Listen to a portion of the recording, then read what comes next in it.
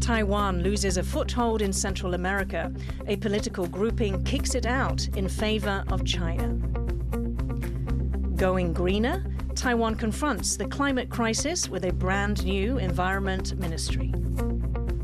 Defying opposition, Japan says it will start releasing Fukushima wastewater this week.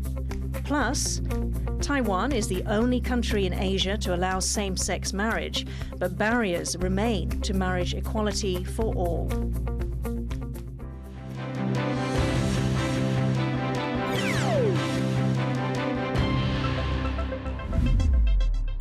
A warm welcome to TaiwanPlus News. I'm Yin Kavat. Taiwan has been expelled from a Central American cross-governmental organization. In June, lawmakers from Nicaragua raised a proposal to remove Taiwan as an observer in the Guatemala-based Central American Parliament, or PARLACEN. The same proposal pushed for China to take Taiwan's place. Member states voted in favor of that move on Monday. Taiwan's foreign ministry has protested the decision, saying it's part of China's efforts to marginalize Taiwan in international organizations. The ministry has chosen to withdraw from PARLACEN immediately. For more, TaiwanPlus reporter Louise Watt spoke to Taipei-based political risk analyst Ross Feingold. A grouping of 6 Central American countries has decided to expel Taiwan in favor of China. Why now? Taiwan only has diplomatic relations with one of the PARLACEN member countries, Guatemala, and after the recent presidential election victory of a candidate who's not from the establishment, who's left of center, it's very possible that once he becomes president after his inauguration next January, that he's going to switch diplomatic relations as well. So with already 5 out of the 6 countries not having diplomatic relations with Taiwan, and frankly, from their perspective, why would they continue to have Taiwan as an observer in the Central American Parliament when they're all trying to improve their relationship with China, whether that's for exports to China or trying to obtain more financial aid, infrastructure assistance, et cetera, from China? How bad is this for Taiwan? Is it a symbolic move? Does it have more tangible consequences? It's a great question. And this is sort of the debate that comes up every time a country de-recognizes the Republic of China on Taiwan, or Taiwan encounters a great difficulty in an international organization such as this, or a multilateral organization. At one level, yeah, it's important because it was a indicia that Taiwan is a sovereign country and it could participate in multilateral organizations where the members were sovereign countries. On the other hand, we have to be frank. Was it really strategic or even diplomatic relations with some of the remaining very small developed countries, some of them that frankly are not democratic, that have serious human rights issues, that are not major trading partners of Taiwan?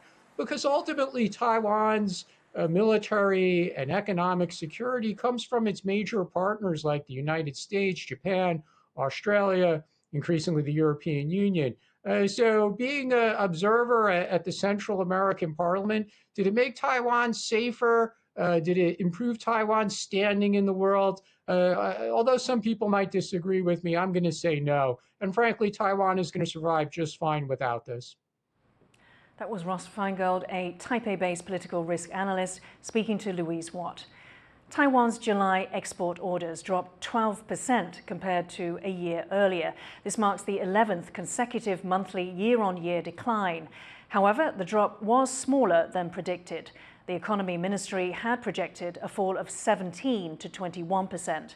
Also, on a monthly basis, the July figure was up 8% compared to June. The ministry says larger orders for semiconductors and electronics and growing demand for AI servers helped to beat expectations. Taiwan has officially opened its Ministry of Environment, part of the country's efforts to tackle climate change. Rick Lau was at the opening ceremony. 掌声鼓励一下，我们环境部正式成立。 With much pomp and fanfare, Taiwan's President Tsai Ing-wen unveils a brand new government ministry. dedicated to protecting the environment. 那么目前全球都面临气候变迁的挑战，加速近零转型的进程，落实永续发展，更是台湾提升竞争力、刻不容缓的这种任务。 The Ministry of Environment is an upgrade to Taiwan's Environmental Protection Administration. It's got a much bigger budget and 4 times the staff. It's all part of government efforts to tackle climate change and achieve goals of net zero carbon emissions by 2050. That's going to be quite a challenge, as at the moment Taiwan relies on fossil fuels for about 80% of its energy production. The new ministry is also set to address Taiwan's mounting trash problem, improve recycling and crack down on polluting industries. But some environmentalists, like this group protesting outside the new office, say the government's latest efforts are still not enough to protect an island nation that has seen both droughts and flooding in the last few months alone. 像我们今天会来到这里，其实就是因为真的太热了。这个热是已经热到全球到处都有洪灾，都淹水，然后有各处的森林大火。台湾是一个很小的小岛，所以台湾是没有办法幸免于难的。 Taiwan, like many countries around the world, is facing the increasing risks caused by a changing climate. This new ministry has now been given the portfolio to limit those impacts. John Su and Rick Lowett in Taipei for TaiwanPlus. After years of domestic and international debates, the Japanese government has set a date for discharging wastewater stored at the wrecked Fukushima nuclear power plant into the Pacific Ocean. It's caused global concern and raised tensions with the country's neighbours. Bing Wang reports. Despite continued opposition from its neighbours, Japan has finally announced when it will release 1.3 million tons of nuclear wastewater from the damaged Fukushima plant. It will be the first such discharge in history. 東京電力に対しては原子力規制委員会の認可を受けた計画に基づき、速やかに海洋放出開始に向けた準備を進めるよう求め、具体的な放出時期については気象海象条件に支障がなければ8月24日を見込みます。 In 2011, a tsunami triggered by a 9.0 earthquake struck the nuclear plant, causing several meltdowns. Japan then used seawater to cool the nuclear reactors and contain them, but these containers are now nearing capacity. Tokyo has been working on the discharge plan for treated wastewater since 2018. It was approved by the International Atomic Energy Agency, or IAEA, this July. The global body also said that the discharge would have a negligible radiological impact on people and the environment. But this has done little to assuage fears among neighboring countries like South Korea, where concerns are high over food safety, marine pollution, and radioactive substances affecting human health. 저희는 바다가 일본 정부만의 것이 아니라 우리 모두의 것이고 인류의 것이라고 생각하기 때문에 해양 오염을 막기 위해서 오염수 해양 투기를 반대하고 있습니다. There are similar fears in Taiwan. Taiwan's environmentalists say they will be monitoring the waters around the country. 危险的话是，我们担心是说，因为根据中研院的研究指出，理论上核废水可能会在2到3年内抵达台湾，这个可能会让核废水影响到台湾的环境跟生态。12 years after Japan's tsunami and nuclear disaster, dealing with the Fukushima fallout is putting a stress on Japan and relations with its neighbors. As Japan begins the operation, the world's environmental experts will be watching closely. Chris Ma and Bing Wang for TaiwanPlus. A Japanese politician has married his Taiwanese partner in Taiwan. LGBTQ rights groups say the marriage shows how far Taiwan has come. But as John Van Chuyes reports, for some same-sex couples, a wedding in Taiwan remains out of reach. Just married, Japanese city councillor Shibaguchi Masahiro has come to this Taipei registry to tie the knot with his Taiwanese partner. Though Japan has its share of LGBTQ politicians, Shibaguchi is the first in a same-sex marriage. Shibaguchi and his now husband, Yo-Ling-jun, both live in Japan, but getting married there still isn't an option, as Japan doesn't recognize same-sex marriages. Still, their partnership has been public, with Yo even joining Shibaguchi on his campaigns. Liu Lingjun says getting married back home in Taiwan has given him a feeling of acceptance. 因为同性恋没有想过自己可以结婚的，就觉得啦，就是我的家乡没有把我抛弃的。我讲了很多次这句话，但是我觉得这句话很重要。But it's an acceptance that's only come very recently. Taiwan's legalization of same-sex marriage in 2019 came with a rule that excluded citizens of most foreign countries, including Japan. That was only scrapped earlier this year. And barriers remain. Citizens of over a dozen countries must go through an interview process before they can come to Taiwan to wed. Even now, rights activists say, there are still many couples that can't get married. 台湾跟中国的同性伴侣到现在都还没有办法登记结婚，这个人数其实也不少，而且蛮多的伴侣都已经有家庭有小孩。LGBTQ groups say true equality in Taiwan is still ahead, and they say they'll keep up their struggle until everyone can marry and start a family with the person they love. Scott Huang and John Van Trieste for TaiwanPlus. Taipei has hosted a matchmaking event for sexually diverse singles. The city planned the social in part for Qixi, that's Valentine's Day on the lunar calendar, and lands on Tuesday this year. Philip Brassard was there over the weekend to witness the chemistry. It's a clash of the modern and the traditional. An LGBTQ singles matchmaking event taking place in this historic Taipei building. This event for cis and transgender gay men and women starts here at the Taipei Info Hub. It was originally built as a warehouse over 100 years ago when Taiwan was still a colony of Japan. But today, it's host to local singles looking for love. 起来找到另一半，希望可以找个对象交往，就喜欢交朋友啊，也许可以在这边遇到未来的另一半也有可能。After an icebreaker game and some food, the atmosphere really starts to build as the group is split into teams for a treasure hunt. The planners hope the activities will help the participants learn more about the city and each other. 有几个还不错，蛮欣赏的，就觉得相处起来蛮舒服的感觉的。Everyone taking part gets gifts, but the real prize is finding a good match. The participants write down their favorites, and then comes the moment of truth for some lucky couples.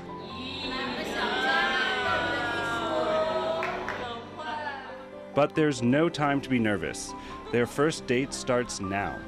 Everyone makes their way to a city tour bus waiting nearby, and all the new matches sit together.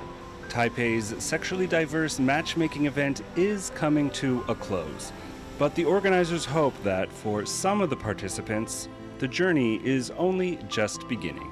Alex Chun and Philip Brassard for TaiwanPlus. A Taiwanese NGO has teamed up with tech giant Meta to fight sexual exploitation of children online. Taiwan's branch of End Child Prostitution in Asia Tourism posted 2 new animated videos on its Facebook page on Monday, the latest in a series of 8 so far. The videos aim to teach people how to guard against sexual predators operating online. They also encourage children who have been subject to digital sexual exploitation to seek support from parents, teachers and friends. The group says it wants to educate the public on how to support people who have experienced such crimes. Coming up, Indonesian fishery workers in Taiwan celebrated their country's Independence Day over the weekend.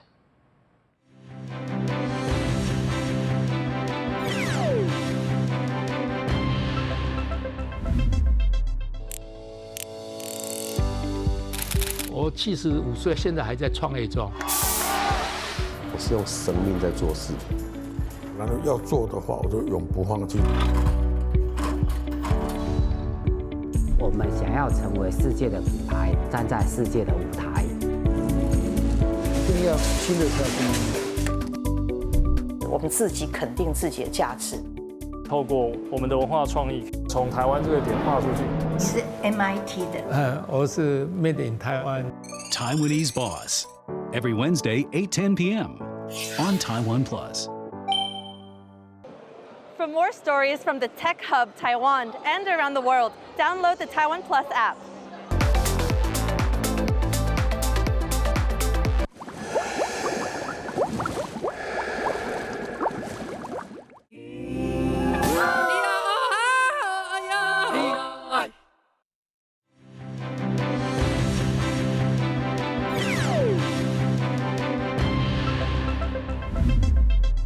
Welcome back. You're watching TaiwanPlus News.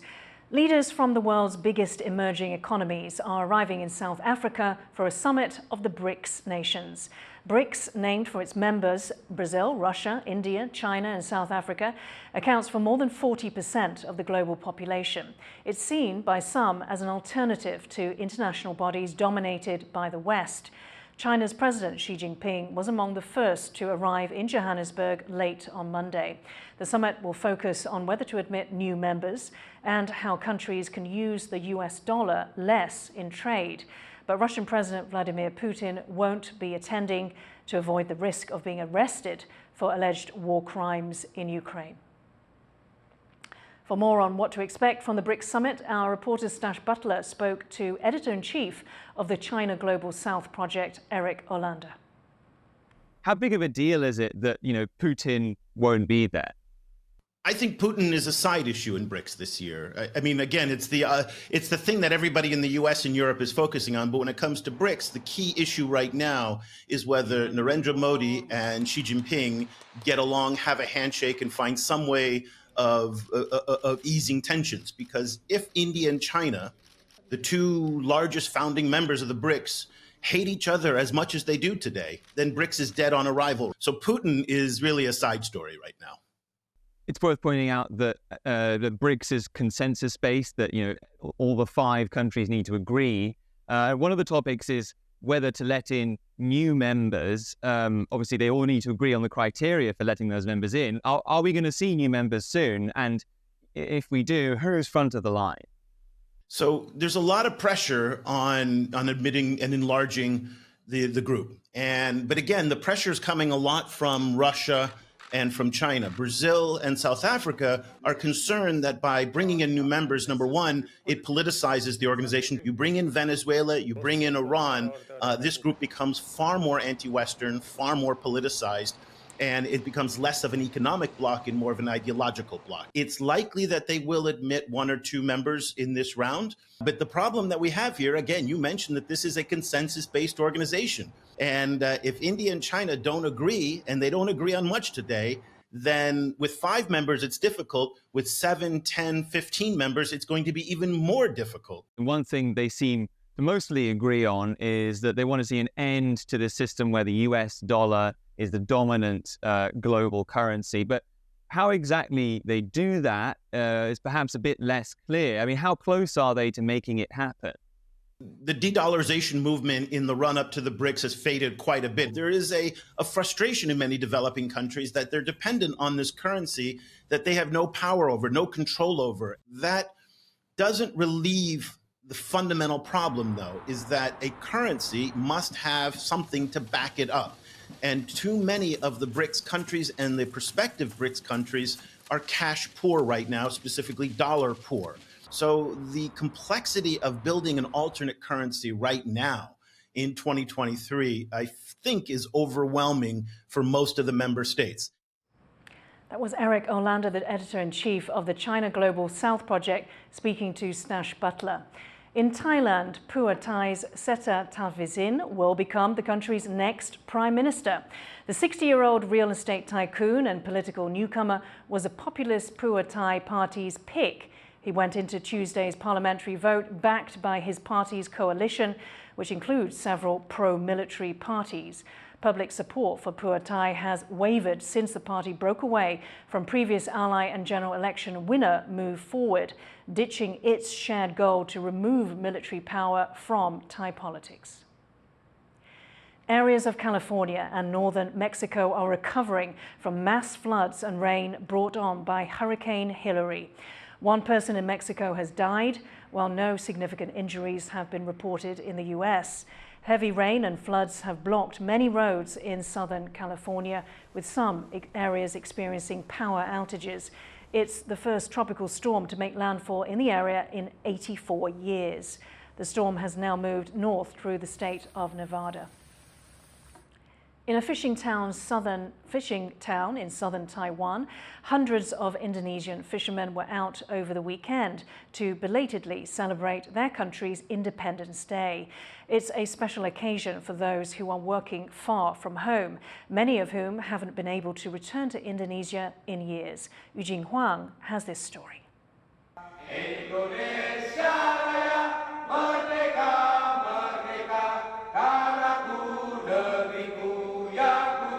An emotional scene in Pingtung on Sunday, as these Indonesian fishermen stood to sing their country's national anthem. They'd gathered here to celebrate Indonesia's 78th Independence Day. The event was held several days after the official date of August 17th. But working in Taiwan, the organizers wanted to wait until as many people as possible were free to attend. It was held in the harbor town of Donggang and organized by Taiwan's largest association for foreign fishermen, the Indonesian Seafarers Gathering Forum, also known as FOSBI. Karena pada dasarnya kita sebagai bangsa Indonesia, yaitu bangsa yang merdeka, kita dimanapun juga harus menjadi pekerja migran pun harus merdeka sesuai hak kita juga, dan di luar negeri pun kita juga tetap menjalin persatuan dan kesatuan untuk menyatukan rasa solidaritas gotong royong itu. This harbor is an important base for both offshore and distant fishery. Between 200 and 400 foreign fishermen live here, and the majority are from Indonesia. Today's celebration is an important one because for most of the people here, it's the closest they'll get to home for several years. FOSBI aims to provide a support base to Indonesians who are living and working far from home. Since its formation 16 years ago, the group has gained more than 2,500 members and helps people with problems they might have while working in Taiwan. Social events like the Independence Day celebrations are important for the group, helping people in this profession feel like they are part of the community.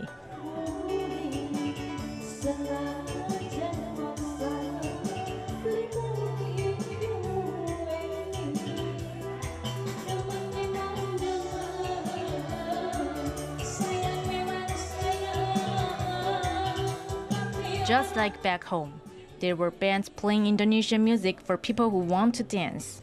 A number of Indonesian games were played throughout the day, like hitting bags filled with water while wearing blindfolds, or Gigi Coin, where people try and remove coins from watermelons using only their teeth. Ya, karena kita berada di negeri Taiwan, tentunya rindu dengan kampung halaman di Indonesia. Perasaan sangat senang sekali untuk mengobati kerinduan kita yang jauh di negara Indonesia telah terobati di negara Taiwan. Ya, tentunya saya juga merasa senang dan bahagia karena nggak di Indonesia saja, di Taiwan pun saya juga bisa merasakan dan merayakan kemerdekaan Indonesia yang ke-78. Not everyone who showed up for the celebrations works in the fishing industry, though. Pingtung is also home to almost around 7,000 caregivers and 2,000 immigrants from Indonesia. Many of them also stopped by to take part in the fun.